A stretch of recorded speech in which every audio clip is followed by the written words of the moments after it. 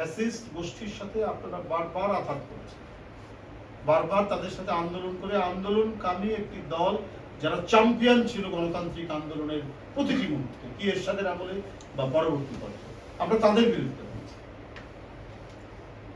এবং আপনারাও যে ফ্যাসিস্ট চিন্তা চেতনা লালন করেন এটাও জনগণ জানে, এটা প্রত্যেকটি মহল এই বিষয়টি জানে শোনে, যে আপনাদের চিন্তাধারা কত ভয়াবহ, দলমন্যতা সম্পন্ন, এবং কি পরিমাণ আপনারা দলবাজ। এই দলবাজ থেকে, দলতন্ত্র থেকেই তো ফ্যাসিবাদের জন্ম নেয়। সেই পরিস্থিতি, সেই পরিণামগুলো আমরা দেখেছি আপনাদের বিভিন্ন কর্মকাণ্ডে, আপনাদের রাজনৈতিক আচরণে। গতকালও দেখেছি যে সাংবাদিকদের উপর আক্রমণের যে দৃশ্য আমরা দেখলাম, এটা তো ফ্যাসিবাদেরই নামান্তর। সুতরাং এই ধরনের উদ্ভট কথা বলে জনগণকে বিভ্রান্ত করা যাবে।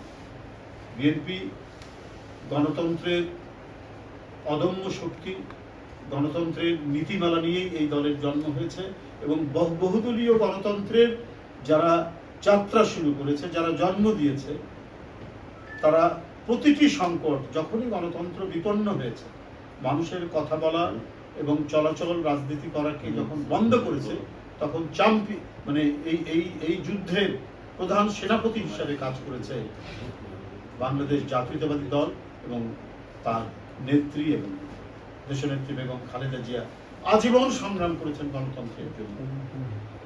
রোগে, শোকে, সংকটে, দুঃখে, বেদনা সমস্ত কিছু ধারণ করে তিনি গণতন্ত্রকে প্রতিষ্ঠার জন্য তার যে অপরিসীম অবদান, সেটি নিশ্চয়ই কেউ ভুলে যায়।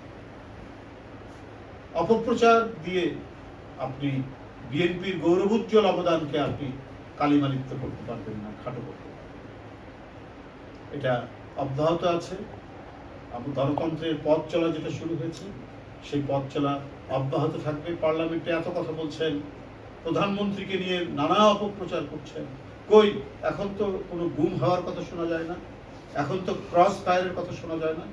4 মাস তো হয়ে গেল। মিথ্যা মামলায়, রাজনৈতিক মত প্রকাশের কারণে কাউকে তো কারাগারে বন্দী করা হয়নি মিথ্যা মামলা দিয়ে। এটাই হচ্ছে বিএনপির বৈশিষ্ট্য। বিএনপি যখনই ক্ষমতা এসছে, তখনই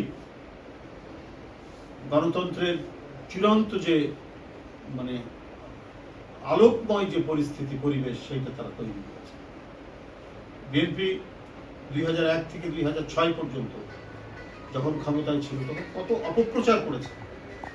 স্বয়ং ফ্যাসিবাদের প্রধান প্রতিভূ শেখ হাসিনা নিরন্তরভাবে অপপ্রচার করেছেন বর্তমান প্রধানমন্ত্রী জনাব তারেক রহমান, এবং তার সাঙ্গপাঙ্গও করেছেন।